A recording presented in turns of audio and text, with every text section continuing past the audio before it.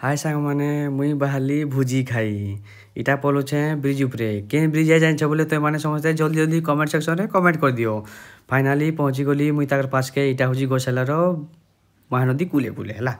तार पहुंची गला के स्टाइल टिके मार दिल टिके हीरो टिके ना देखले हेबा काहे रे तारे पहुंची गला के दादा देले चिकन पूरा दनेगिरी पूरा गो गुरी पूरा कुछ काजगिरी पूरा चिकन पूरा हर पास चाबी से दांत पूरा भांगी जीवा बतो नहीं से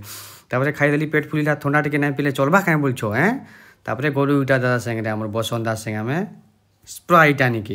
एंता बुढ़ा गाड़ी रे बुढ़ा स्पीड रे चालू थे दादा कहनी पूरा एंता बतरे स्पीड ले जे मोर बाल पूरा छिड़की पूरा हिटी जा बतन नहीं से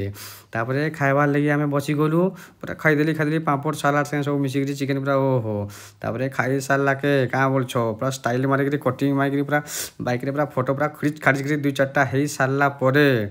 तापरे कथबार्ता हेकरी सामान से घर के एटा पले आसुचु